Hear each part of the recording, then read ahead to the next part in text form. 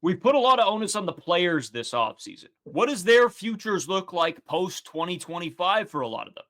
But now let's take a look at Ross Atkins and Mark Shapiro, what they've done, and will they continue to lead this team and this organization post 2025?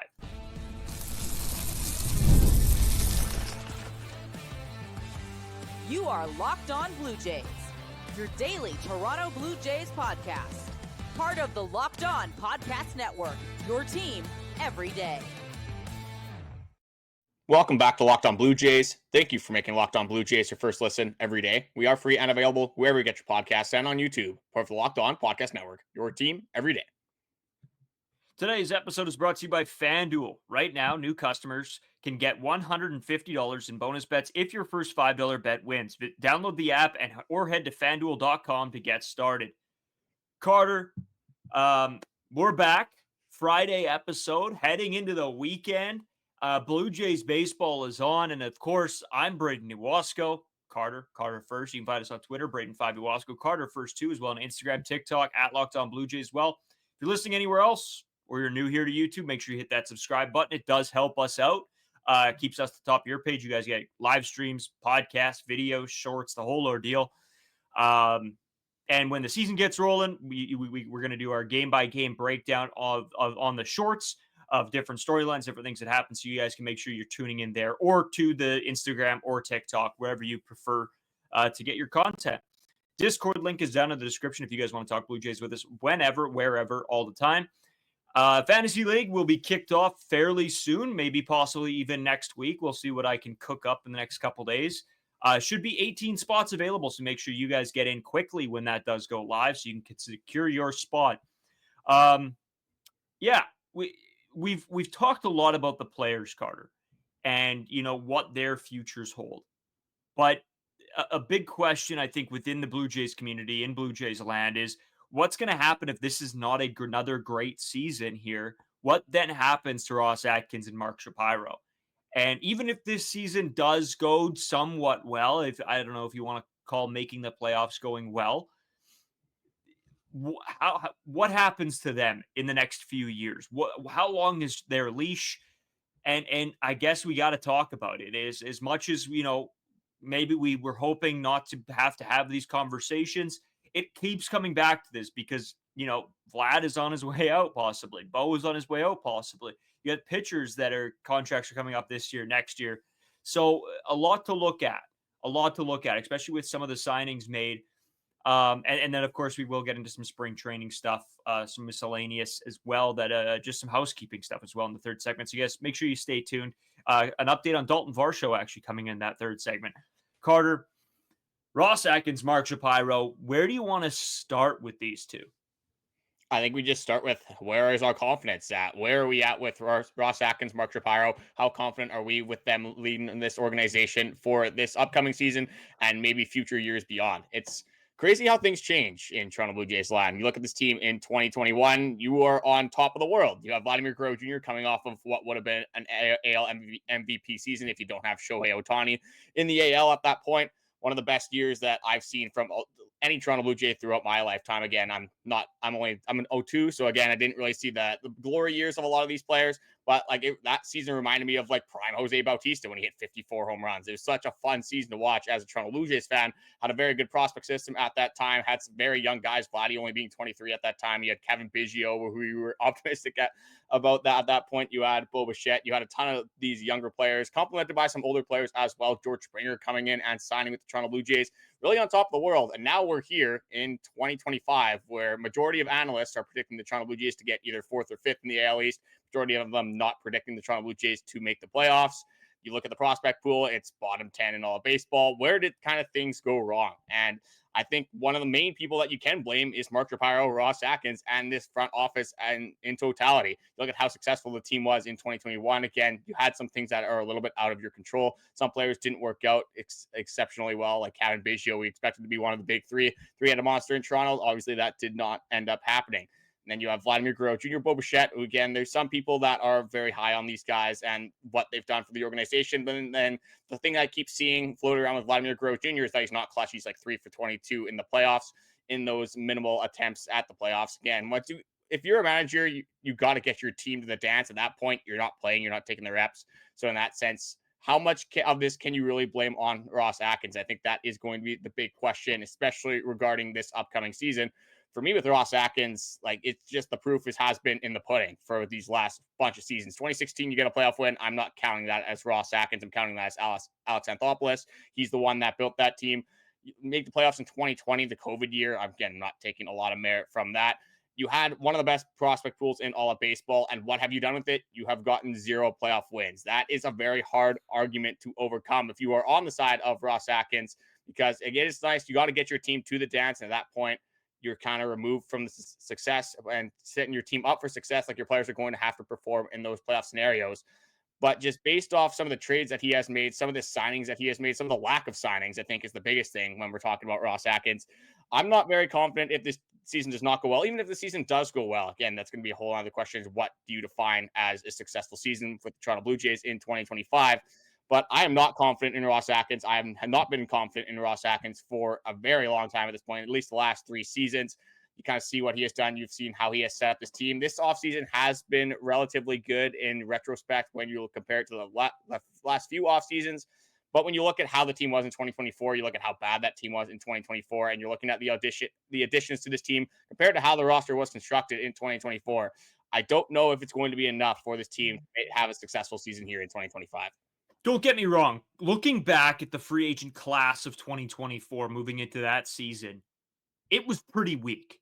Let's be honest. Like the guys that the Blue Jays could have targeted, and granted, there were a couple, but the moves they made weren't great, right? Justin Turner, bringing back Kevin Kiermaier. There's a lot of missteps. IKF at the time, you're thinking, yikes. And again, decent enough piece throughout the year, pretty solid. But again, it's not that big time player that's going to come out and really make a difference that pushes this team to a playoff. And then you go to this season, and again, recency bias, whatever you want to call it. This season's off season, I said, was pretty good in signing free agents, getting the guys and upgrading where you can. I think they did a fairly good job. Is it enough? I don't know. No, but this team could have made a million moves, and we could still be asking the same question. So I'm looking ahead, and I think that this team has the potential to be a okay team. But yeah, we probably still wanted a power bat. There was moves that needed to be done that weren't. Obviously, the Vlad extension, even a couple years ago, would have been nice. Same thing probably with Bo Bichette. You need one of those guys. And looking back further to the trades that they've made, that the signings that they have made, they've extended Carter. I know we were talking before the episode.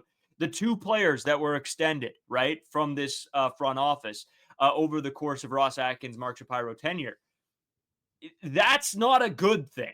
If you're hanging your hat on 2 players being extended, you didn't find the right guys to make a successful organization, or B, you're letting guys walk. That's not good either. So if we're talking in the grand scheme of things, of how much, I trust within them, I think it's pretty low. Because I think with the Blue Jays payroll, with the guys in this in-house right now, I feel like there are other people that would have come in, that would have done their job, that probably would have been able to do more. And in such a pivotal season, I talk about this from the player's perspective, and maybe as an organization as a whole, of how important the 2025 offseason was and how important the 2025 season is. Well, I think it's not too far away to think how important it is for Ross Atkins and Mark Shapiro with only 2 years left on their deals. And they could be on the outs if this year doesn't go well either. So again, there's lots to look at when you're looking back over the tenure of these 2 guys. But the 2 extensions are the major thing for me, Carter. And the lack of free agency signings, too, is another big one. They're just, even when they do make moves, it sometimes doesn't feel like the right ones. Well, just going back to this offseason, even like Anthony Santander, was that the Toronto Blue Jays front office first choice? Didn't really seem like it when they were in on guys like Juan Soto. Again, Teoscar Hernandez they were in on. I don't know if they value Teoscar more than Santander. I don't want to go out on a limb and say that. I think Santander is probably the better baseball player than Teoscar at this point.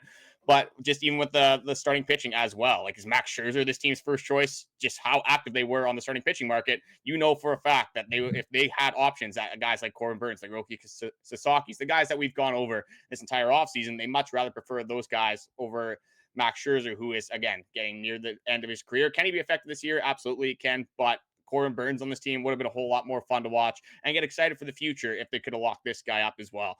There's a bunch of different storylines, a bunch of different headlines that are going to kind of showcase the Ross Atkins tenure, the Mark Shapiro tenure. And I'm going to start this kind of being from 2020. When you look at 2016 up until 2019, 2016 kind of being that end of that era, the team that Alex Anthopoulos built. After that, you're going into a rebuild. So you got to give Ross Atkins a little bit of the benefit of the doubt there. This, like you went full head of steam into this rebuild. So you got to give him a few years to kind of work that out. But then you have this unbelievable prospect system as we're kind of seeing develop in the 2020s. 2021, 2022 had very good prospects, very good young players that you could kind of rely on. So the biggest thing is, what has Ross Atkins done with all those prospects? I think that is going to be a massive storyline that people look back at and see just the lack of playoff success that this team has had with how good that prospect system was. Obviously, the Vladimir Guerrero Jr. contract extension talks, if that does not get done, that is going to be something that is headlined over the Ross Atkins career. And then the 2022 offseason where they made the Dalton Varsho trade and the Teoscar Hernandez trade. I think that is where this team kind of saw things go sideways. We're going to reflect on those trades in this second segment. I think that is going to be a massive piece of this Ross Atkins and Mark Shapiro puzzle as well. There's a lot of things that when you see how good this team was supposed to be, all these analysts saying the Toronto Blue Jays might finish first in the AL, might finish first in the AL East, supposed to be this top 5 team throughout 2021, 2022, you name it.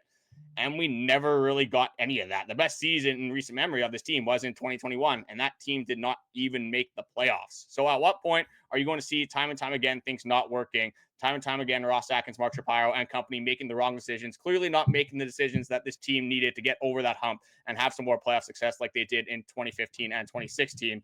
At what point are the fans going to kind of just reach a breaking point and realize that these guys are probably not fit to run this team for much longer? Yeah, man. And again, like you said, we're going to get more into this in the second segment, really break down the trades that have happened. Because you're right, Carter. You said it might have been the turning point. I think you can look back on that and absolutely say that was the turning point for this franchise of things not going well, the wrong moves being made. We'll talk about that when we come back right from this short break. Today's episode brought to you by FanDuel. When the game tips off, the NBA action is just getting started, and there's no better place to get in on it than FanDuel, America's #1 sports book. With FanDuel, you can place live bets throughout the game, so even if you miss the opening tip-off or want to bet on the fourth quarter comeback, you can stay in the action. If you're looking for a bigger payout, you can even combine your live bets into a same-game parlay. I always talk about it. I love the live games and the live game parlays because it lets me see who's doing well, who's not doing well, and I can make my decision from there instead of doing it all before the game. Right now, new FanDuel customers can get $150 in bonus bets if your first $5 bet wins. Just visit FanDuel.com to join today. That's FanDuel.com for your shot at $150 in bonus bets. Make every moment more with FanDuel, the official sports betting partner of the NBA. So, Carter, as we look back on the Dalton Varsho trades, obviously the Teoscar Hernandez of it all these pieces that were within the Blue Jay system that, after 2021, you're thinking, wow, this team has a lot um, of success potential, I guess, a lot of potential for this club. And then everything sort of went down the drain. The turning point of this Blue Jays franchise in the 2020s, if you want to say. And probably when we look back 5 years from now and it's 2030, and we look and we look at it from an analytical perspective and say what went wrong with the 2020 Blue Jays for 10 years. They went down the tube for 10 years because of what reason? And I think a lot of people are going to look back on these trades as the #1 selling point of maybe why the Blue Jays have not had any success and probably will not have much success moving forward.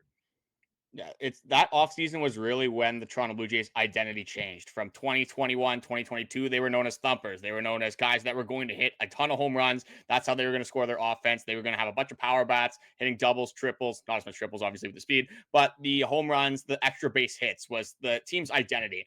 You look at the trades, you trade Dalton Varsho, or you trade for Dalton Varsho, you trade away Teoscar Hernandez, you trade away Lourdes Gurriel, Gabriel Moreno, which we'll get into as well, and you get Dalton Varsho back, you get Eric Swanson and Adam Mako back. It kind of switched the identity from a team that's going to hit a ton of home runs to this defense first approach, where we've seen getting Dalton Varsho, getting Andres Gimenez, signing Kevin Kiermaier, signing these guys that are unbelievable defenders, some of the best defenders that we've ever seen in the game of baseball, but the offense becoming a little bit lackluster. And maybe that was Ross Atkins putting too much pressure on Vladimir Guerrero Jr., Bo Bichette, and the younger guys within this team, thinking that they were going to pan out and be these 30, 35 home run hitters. As we are seeing that with Vladimir Guerrero Jr., that is panning out very well, obviously, with this Toronto Blue Jays organization.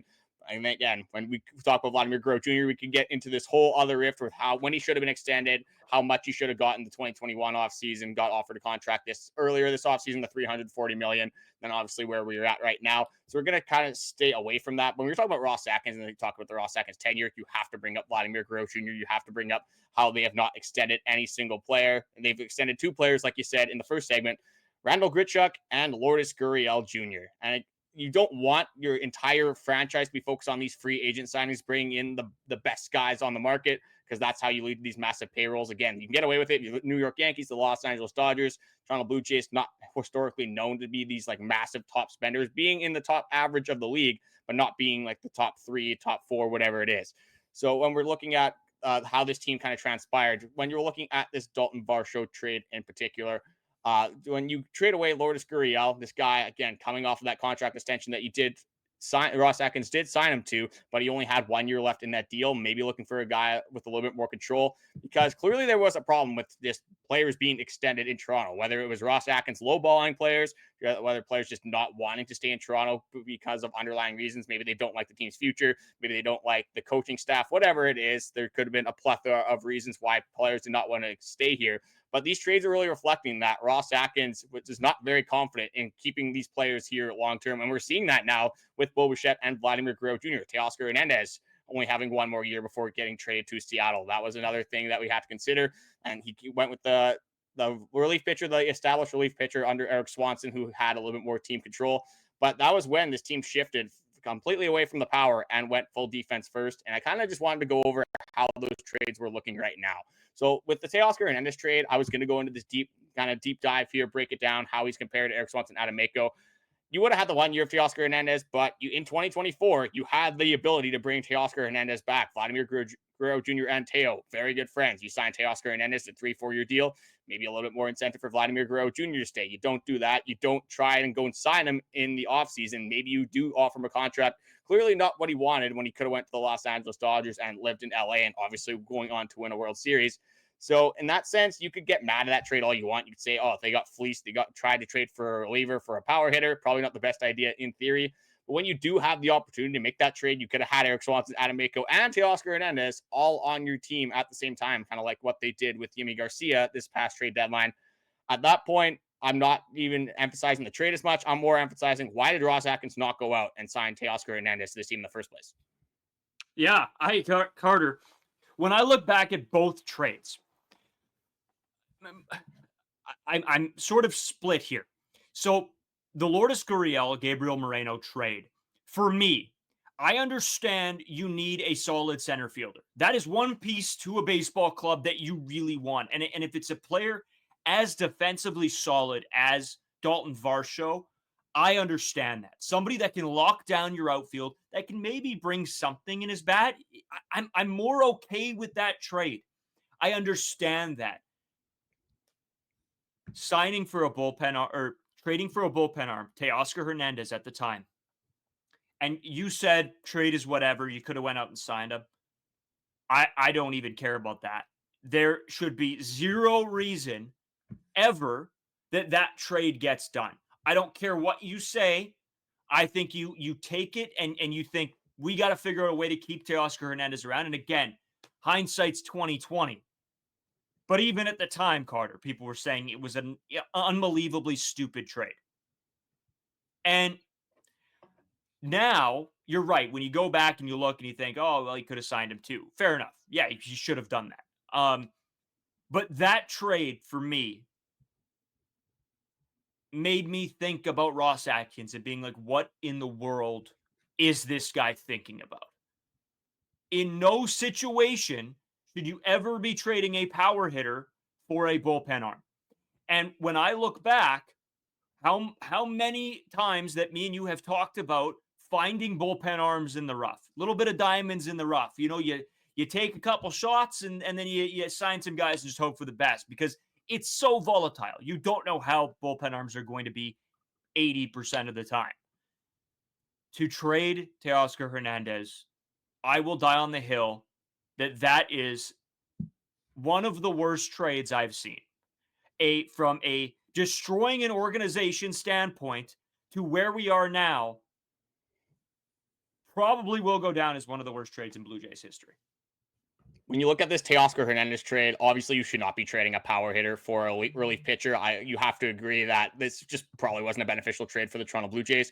But at that time, with clearly there's some sort of problem with Ross Atkins and extending some guys. I think at that time, maybe he's thinking we're not going to extend Teoscar Hernandez anyway. He's only going to be here for one more year. We need the bullpen help badly. Eric Swanson being a very established bullpen arm at that time. Again, we see the volatility with some of these bullpen arms and how it can go up and down. I think a lot of that's attributed to injuries, but that's a completely different conversation. The Teoscar Hernandez stuff, in hindsight, for me, like it sucked more that they didn't go out and sign him when they had the opportunity to do that. But I think for me, when this organization completely took a turn, is this Dalton Varsho trade. At the time, it was well known that Toronto Blue Jays have three catchers that there's just too many cooks in the kitchen. You have Danny Jansen, Alejandro Kirk, and you have Gabriel Moreno. You can't play three catchers at the same time. They were having this sort of set where they were catching Danny Jansen, they were DHing Alejandro Kirk, or vice versa. Not the greatest plan, especially if one of your catchers goes down with an injury. So they wanted to move on from one of their catchers. And I think the same sort of process with Lourdes Gurriel happened where they said, oh, I don't know if we're going to be able to extend Lourdes Gurriel. Might as well move on from him at that time. But if you're going to trade Lourdes Gurriel and Gabriel Moreno for anyone, you're going to have to get some massive assets back. You're going to have to get a guy back that is going to be integral to the Toronto Blue Jays' success. So over the last 2 seasons, it's been 2 years, obviously, since that trade. So I went back and got some of the stats from all three of these players involved in the trade. So Lourdes Gurriel, since that 2022 offseason, 2023 and 2024, has 478 total bases, a 270 average, 42 home runs, 157 RBIs, 765 OPS, a 5 WAR, and a 107 weighted runs created plus. The defense, obviously, when you compare it to Dalton Varsho, not even going to be in the same realm. His defense has gotten better a little bit over the past few years, especially in 2024. Lourdes Gurriel, not necessarily known as a defensive specialist, though. When you go to Gabriel Moreno, he has 255 total bases, a 276 average, 12 home runs, 95 RBIs, 740 OPS, a 6.9 WAR, and is a 105 weighted runs created plus hitter. So that's slightly above league average.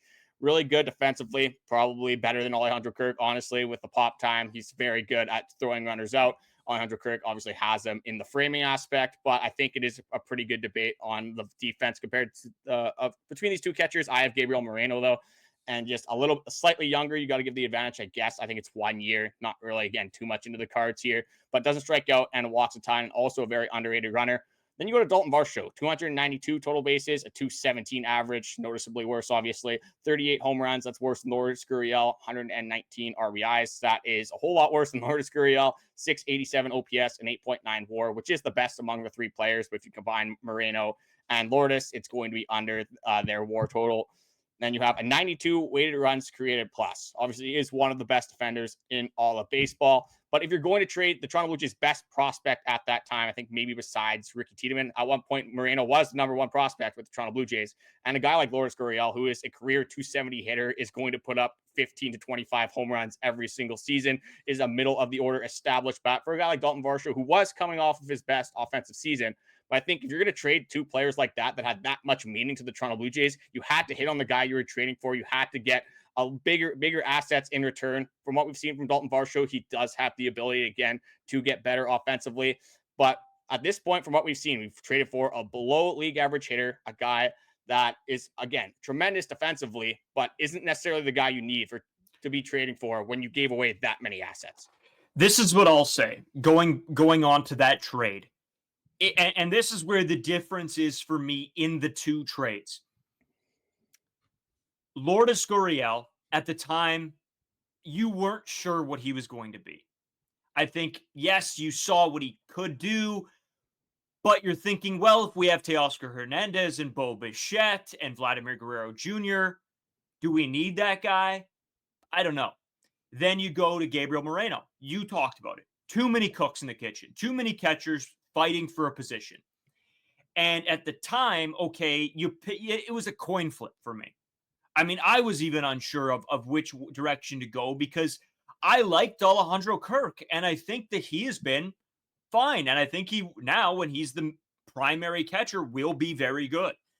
And I think when you're making the trade for Dalton Varsho, you see the defensive potential. I mean, you see what that guy can do. And then offensively, he's a guy that you think, even me, when that trade happened, I thought, wow, this guy is a guy that just needs to put it all together because I think he has all the pieces. Obviously, we haven't seen that, which sucks, but I can understand the thought process of that trade way more than I understand trading for a bullpen arm. I will never get over the bullpen arm for Teoscar Hernandez. Again, going back to the same thinking of there are so many integral pieces to Teoscar Hernandez staying with this team. A guy that wanted to be a Blue Jay, was willing to come back. And friend of Vlad, good hitter. And you trade him for a bullpen arm and a prospect? I don't know. To me, I can see the thought process of the Dalton Varsho trade. Yes, hindsight's 2020. But I think even at the time, us saying, yeah, Teoscar Hernandez, he's got to get out of here. Come on. Like, that's a guy you cannot trade for a bullpen arm. That will forever be my worst trade. So I don't know. I get where you're coming from, but I think I could see the vision, at least with the Dalton Varsho trade, where I don't know what that was with Teoscar. I'm mind blown still to this day. Yeah, I can't disagree with you with that Teoscar Hernandez trade as much as I do love Eric Swanson. Again, unless it's like you're trading for Mason Miller, like that kind of bullpen arm, maybe Emmanuel Clase. Yeah. He's going to have to be a guy that is a literal game changer. He's going in the ninth inning and is like, okay, we don't even have to worry about this guy. He's easily going to get us to save. But even at the time when Dalton Varsho trade happened, I think a lot of Toronto Blue Jays fans were like, we should have gotten more. How did we give up Moreno and Lourdes Gurriel for a guy like Dalton Varsho? Even at that point, I think he had 29 home runs that year, still hit 230. So again, you saw the defense. You're like, maybe this guy can develop into like a 25, 30 home run guy consistently.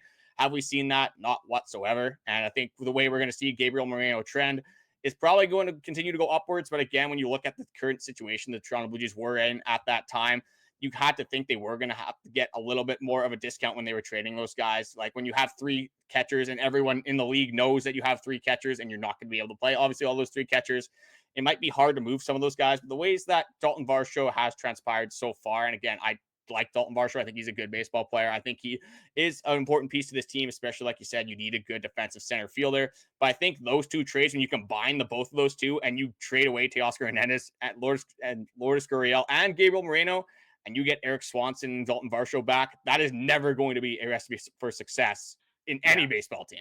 Yeah, and we can argue which trade was worse all the live long day, but just the fact that they both happened is wild. It's wild and disappointing to say the least. Carter, we've talked about the missteps within Ross Atkins, Mark Shapiro, sort of everything in between. As sad as it is, this is where we are. And so I guess before we get into segment 3 a little bit, let's put a bow on what we've just talked about. Do you honestly think that these guys will be around post this season? I think what needs to happen is if this Toronto Blue Jays team does not make an ALDS, I don't think there's any question. I think you have to get rid of these guys. I don't care if they win one wild card game. If they can't win a series under the Ross Atkins tenure since 2016, it's been 9 years. Like, how much longer are you going to wait? Again, I guess there is one more season. The argument is there anyone better on the market? I don't care if they are better or worse in theory. We just need change. At some point, you got to realize that something isn't working time and time again. and you got to make that change. You got to get these guys out. You got to bring in some fresh faces, some different perspectives. Because clearly what they have going on right now with the Toronto Blue Jays, unless we see historic seasons from a lot of the Toronto Blue Jays right now, which honestly, if that happens, I'm on board with the Ross Atkins, Mark Shapiro, whatever it is. So keep them in the team for another year if this team's going to be an ALCS or a World Series contender. It's hard to put that into being a realistic take with this Toronto Blue Jays team, considering how the past has gone. Yeah, and I agree with you completely. I think that this has to be the last year, unless it's some miracle run. But at the end of the day, what do I think is going to happen? Nothing. They'll be back next year. I've just seen how this organization works. I have very little faith because they're not going to bring in somebody new to try to re-sign Vladimir Guerrero Jr. in the offseason and Bo Bichette. They're not going to bring somebody new in for that. So I think I don't know if it matters. I think they're either going to be back and this organization's just going to run it back. And we're going to go through the same thing next offseason. Do these two need to be gone? And we'll all come out with the exact same answer we have for the past, I don't know, bunch of years. Yes, they have to be gone. And again, I hate to keep bringing Mark Shapiro and Ross Atkins up, but God, it's hard not to, right? Anyway, Carter, more stuff to get into. We'll be right back after this short break.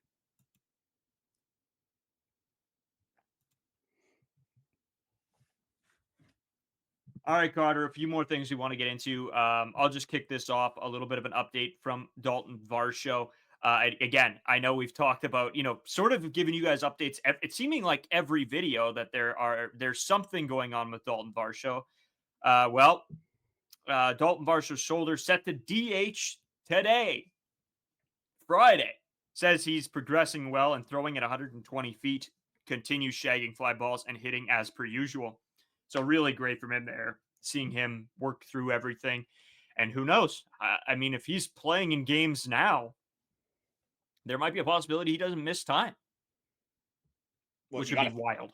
You got to think, with it being, I think, April 28th when this episode comes out, the season doesn't start until March 27th. So you got pretty much a full month for Dalton Varsho to progress, get better. Obviously, the hitting is a little bit like a subsidiary thing. It's not the most important thing with the shoulder injury. You're really worried about Dalton Varsho throwing, but he's throwing at 120 feet.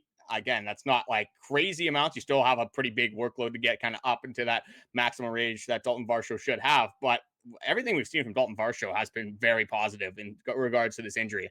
So I guess amongst a bunch of things, if we're going to take some small victories, I guess one of them would be Dalton Varsho and his recovery process. Yeah, and from what I've seen, there's a lot of guys that are doing really well in their progressions. Alek Manoah, another guy who looks to be ahead of schedule, or at least the schedule that we thought was going to be out there. So again, great to see that these guys are working through some stuff and, not rushing anything back, but understanding that, hey, things are going better. Why waste time, right? Also, shout out Charles McAdoo, grand slam yesterday for those of you who paid attention to the game. Again, I don't think it was televised anywhere. I tried to pull up, we'll say, a stream of the game and nothing was coming up. So sucks that, we didn't get to watch that on TV, but it is what it is. That's what you get with spring training. Carter, I know you got something as well you want to toss over before we kick out of here for the day. Yeah, it's just an idea for you guys to watch this video because I thought it was absolutely hilarious. The Toronto Blue Jays posted a little bit of like a documentary style video on Chris Bassitt and his experience as the Toronto Blue Jays bat boy. And it was narrated by one and only guy we were actually talking about, not really in the best light of all time, but it was Eric Swanson. Eric Swanson narrating the Chris Bassitt experience as Toronto Blue Jays bat boy. So I just thought that was a hilarious narrative just to kind of, light things up in the middle of spring training when we've been talking about this Vladdy stuff. We've been talking about some injuries, just over like a little bit of negativity towards the Toronto Blue Jays. It's always nice to see those videos come out and kind of see the personalities of some of these players and try to get to know them a little bit as we continue through spring training. Yeah, and it's fun, right? I love when they put out little videos like that. Have some fun with the players. It's great, especially in spring training. It's supposed to be light. It's supposed to be work through your progressions. Have a good time. Get back with the boys. Yeah, a lot more to come here in spring training. Have a great weekend, everybody. I know me and Carter got a lot planned this weekend. Just a lot going on. I think we got a couple hockey games. We got finishing off that season as that sort of comes to a close. Carter, I'm getting excited for some slow pitch, some golf, some Blue Jays baseball. Man, it's I love like the spring summer feel. We're getting close. That's the nice thing about Toronto Blue Jays baseball being back. Obviously, you got to watch the Blue Jays play baseball, but here in Canada, it gets warmer. We actually get to go outside and not freeze our butts off from it being minus 30 or whatever it is. It's actually fairly nice now, but you guys get the picture. It is obviously nicer to be in a warmer climate than it is, go outside and it be minus 30. That's it. Thank you guys for watching. All the support recently has been appreciated. We have noticed that a bunch of you guys are not subscribed.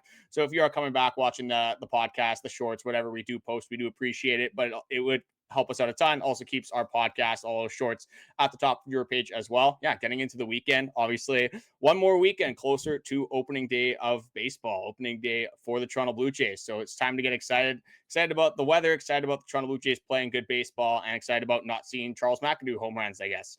Thank you guys for watching, and we will talk to you guys on Monday.